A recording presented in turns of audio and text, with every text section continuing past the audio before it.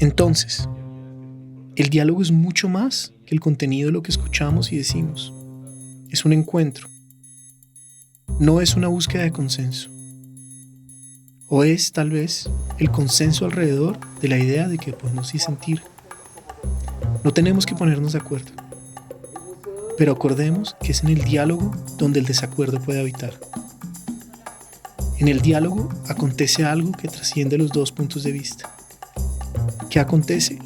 Aquí, el derribamiento de un monumento nos ha permitido abrir conversaciones alrededor de los ecos del pasado, de los usos que hacemos de él, de la configuración del espacio público y de las narrativas que se imponen y de aquellas que se ocultan. En fin, un diálogo alrededor de la ciudad que habitamos y de la que soñamos habitar. Que representan un país, que representan una historia, hay que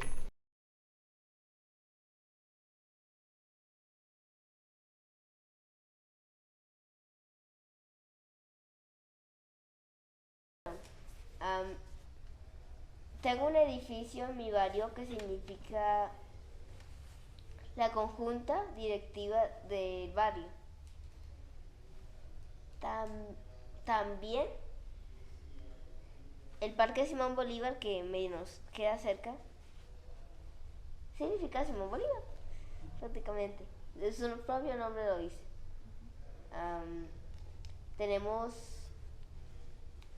un humedal cerca. El parque significa la naturaleza. Eso ahorita lo había pensado. Y ya. Las narrativas, pues yo creo que todo nos narra, ¿no? Todo nos cuenta algo, porque narrarnos es contarnos algo. Todo nos cuenta algo. Como toda esta palabra que andaba dando muchas vueltas acá cuando estábamos en círculo, que es este tema de historia. Pues todo de una u otra manera nos cuenta la historia, ¿no? En lo urbano, como tú bien lo decías, Esteban, el edificio, el parque, el monumento, el humedal, pues nos está contando de una u otra manera el paso de la historia, porque son testigos también de la historia, ¿no? Se pusieron ahí de una u otra manera, o estaban ahí cuando empezaron a ocurrir una cantidad de acontecimientos. Entonces todo nos cuenta básicamente. Que es súper interesante lo que dices alrededor de el humedal, porque entonces ahí ya hablamos, por allá ahorita escuchaba en la otra conversación acerca de como esas divisiones de patrimonio. ¿Qué es el patrimonio? Bueno, sí, pues esto también es patrimonio, que es una cosa muy tangible, pero resulta que el humedal también, cuando hablamos de patrimonio natural, como tú bien lo decías. Entonces creo que todos estos elementos que configuran el espacio en el que estamos, pues finalmente nos narran un sinfín de cosas. Ya está, digamos, como en nuestra interpretación, en qué momento, qué vemos y en qué momento vemos algo en ese espacio. ¿Cómo se está en la vida en Fontibón? Que aquí la vida es un poquito difícil, pero en una cosa. En los viajes, de estar corriendo, por ejemplo, mi papá cuando va al trabajo, que nosotros corremos mucho, los bogotanos corremos mucho. Así que yo diría hacer algo que signifique eso.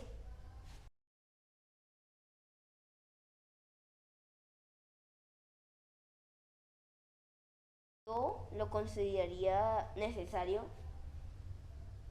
por algunos temas que salgan ahora, porque los monumentos significan para representar algunos temas que salieron en la antigüedad y ahora puede ser que se construyan nuevos monumentos para el futuro. Yo tengo una idea de un monumento que se trata sobre un monumento contra el maltrato de los niños. Que yo tengo la idea de que son, por ejemplo, otras personas que van a pegar a unos niños. Pero justo hay un escudo que es el escudo de Bogotá. Digo, la bandera de Bogotá. ¿Con qué materiales harías tú ese monumento, Esteban? ¿Cómo te imaginas tú ese monumento que propones en este momento? ¿Con qué lo harías? ¿Con qué materiales? ¿A quién llamarías también? ¿A quién harías parte de ese proceso de construir ese monumento? Pues con qué materiales, Por una parte, sí, ¿con qué materiales? pues no lo tengo bien pensado. Pero en este momento te puedes imaginar. Por ejemplo, Tal vez acá el hierro. Gonzalo está hecho, esto que está hecho de hierro, ¿es eso? Es un material como un metal súper fuerte, que es en lo que han estado construidos de una u otra manera los monumentos que nosotros observamos cuando caminamos por Bogotá. Entonces, en esa nueva construcción de monumentos, ese monumento tan chévere y tan interesante que tú nos propones, ¿de qué material lo harías? ¿Cómo podríamos repensarnos esas nuevas formas de hacerlos? Bueno, lo haríamos, yo creía que lo haríamos de acero, pero algunas partes hechas de roca o piedras como donde estaba sostenido el monumento. Por ejemplo, nuestra bandera podría estar hecha de rocas. Okay. ¿Y a quiénes llamarías? ¿Con quiénes harías ese monumento? ¿Con quiénes haría ese monumento? ¿A quiénes les diría, vengan, me ayudan porque es que vamos a montar un monumento contra la violencia hacia la niñez? ¿A quiénes llamarías tú para generar como esa lluvia de ideas, de listo, acá entre todos lo vamos a hacer? ¿A quiénes llamarías tú? ¿A quiénes invitarías? ¿A quiénes invitaría? Para tener las ideas. Al museo. Sí, tengo la idea del museo. Muy bien. Tengo la idea del muy museo. bien. Me parece una idea pues un tanto problemática cuando hablamos como de los monumentos que ya tenemos y que de una u otra manera conocemos. Si es necesario hacer unos nuevos, más bien yo pensaría cómo sería esa forma en que haríamos nuevos monumentos. Por eso iba mi pregunta también a Esteban, un poco de listo, en qué material lo hacemos, a quién llamamos, y es porque en esta idea como de resignificar esa idea de monumento antiguo, testigo de la historia de hace 200, 500, 600 años, esa es la forma en cómo se han venido haciendo. Si estamos en un momento en que nos repensamos cuáles son los significados que nosotros le damos a estos elementos, creo que también es muy válido repensarnos pues si esos elementos tienen que seguir siendo hechos de la misma manera como se han hecho. Entonces, si más bien imaginamos otras formas de hacer monumentos, entonces ya puede que no sea el monumento en roca o en metal. Me acuerdo mucho del proceso que hicimos en el Monumento de los Héroes, que se hizo un monumento efímero. Entonces, imagínate, un monumento efímero fue que un montón de personas nos paramos, hicimos una figura que creíamos que le damos unos significados alrededor de eso, pero pues al fin ya las personas nos íbamos porque no nos podíamos quedar ahí Todo el tiempo. todo el tiempo, imagínate, pero es un monumento. Entonces creo que la forma, más bien, yo diría, no, pues chévere, montemos más monumentos, pero montémonos una nueva forma de hacer los monumentos. Si nos estamos pensando unos nuevos significados para estos elementos, pues inventémonos también o creamos nuevas formas, creemos nuevas formas de hacer monumento. Entonces es como un poco repensarnos qué es un monumento también para nosotros. Y también va la idea de la pregunta que te hacía Esteban de ¿a quién llamaríamos? Claro, yo también llamaría al museo, por supuesto, pero también llamaría a la gente de afuera del museo. Entonces también es hacer un monumento, porque hablamos de estas formas como hegemónicas, que lo que nos dice lo hegemónico es como lo que una pequeñita parte que tiene un poder de decisión nos dice esto es. Pues romper también con eso y plantearnos otras formas de hacer monumentos. Entonces, en respuesta, sería como, pues sí, si nos metemos en la empresa loca de hacer nuevos monumentos, repensémonos cómo serían esos nuevos monumentos. Como no, la discusión no sería como monumento sí o no, sino monumento de qué manera, cómo nos lo repensamos.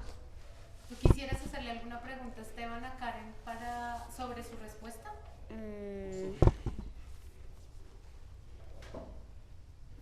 Pues si harías un monumento diferente o una idea diferente a la mía, ¿cuál sería? A ver, pues yo me inventaría que... A mí me encantaría, por ejemplo, un monumento de plantas vivas, De plantas vivas. De plantas vivas, un monumento de plantas vivas, y hacemos una figura. ¿Y cómo hacemos? Entonces, por ejemplo, la responsabilidad sería las personas que estuvimos en ese proceso, ¿cómo vamos a hacer para que ese monumento permanezca vivo a través del tiempo, por ejemplo? O sea, a mí me gustaría hacer algo, por ejemplo, con plantas vivas. Puede ser una idea. Podría ser un monumento que del medio ambiente. Dime. Podría ser un monumento, ya me estoy imaginando uno, que es ponerle al menos enredaderas Ajá. al mismo monumento. Y así con el paso del tiempo, aunque se vaya muriendo, otras van creciendo. Eso me parece muy chévere, y eso haría que el monumento cambiara en el tiempo, ¿no? Porque puede que la enredadera en un momento esté súper grande y en otro momento, no sé, haya sequía y se seque la enredadera y vamos a tener otra forma en ese monumento. Me parece súper chévere, deberíamos hacer el monumento. Listo. Algún día. Algún día, muy bien.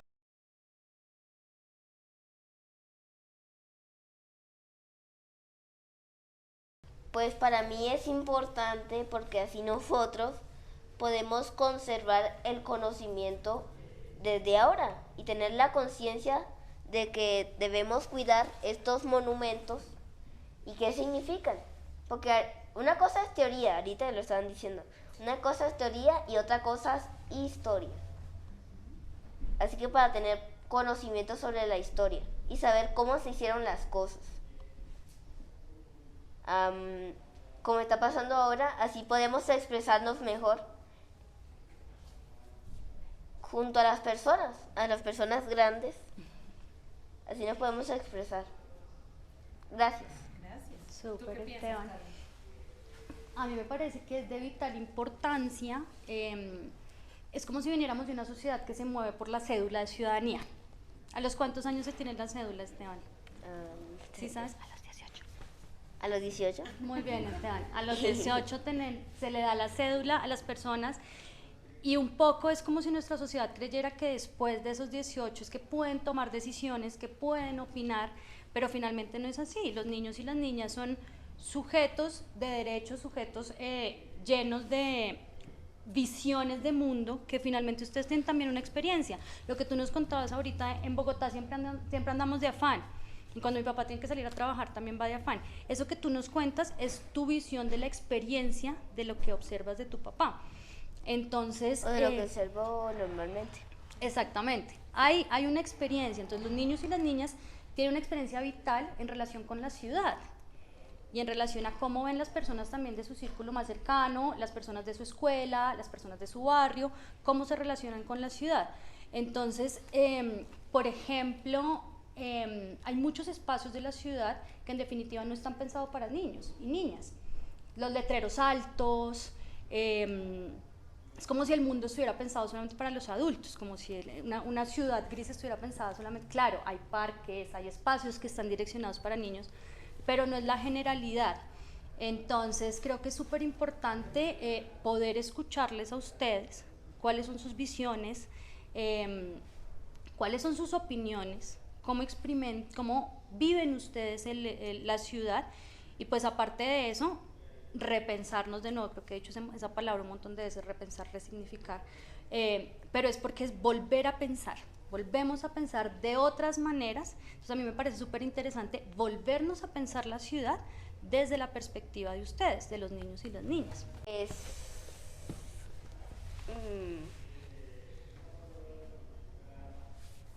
Pues el lugar que estoy pensando ya lo tiene el museo, que es un lugar donde nosotros podamos crear nuestros propios monumentos o unas carteleras, que yo ya lo había visto en la otra sede. Pero también a mí me gustaría espacios como este, que se puedan hablar con adultos y nos podamos expresar. ¿Algo más te gustaría que hubiese?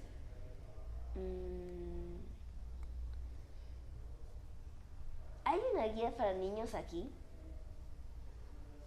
Listo, un lugar donde podamos comenzar una guía de niños y así podamos saber un poquito más del museo antes de venir.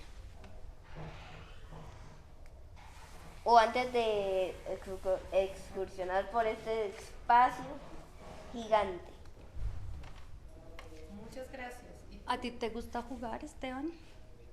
¿Qué te gusta jugar A normalmente? mí me gusta jugar, pues a mí lo que más me interesa sí, jugar juegos de mesa.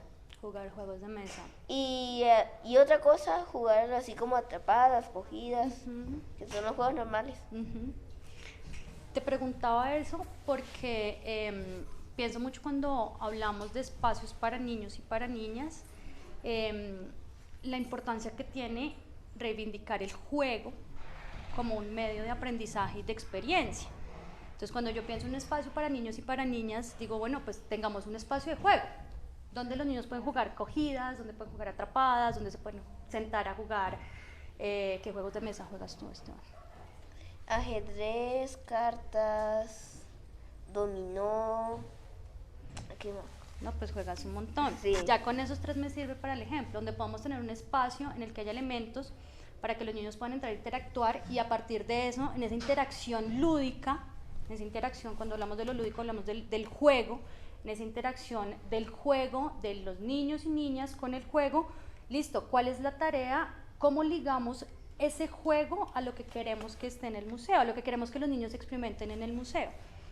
Podría ser que el juego sea algo donde podamos explicar o hacer algo. Por ejemplo, tal vez cogidas. Sea el primero que entres es Cristóbal Colón. Porque llegó a América. Ok. O él es español y nosotros somos indígenas. No dejemos que nos gobiernen o algo así, Los colonicen. colonicen. Ok, interesante. Eso que aquí un poquito construimos con Esteban es la idea de lo que me gustaría que pudiera haber en un museo de espacio para niños y para niñas.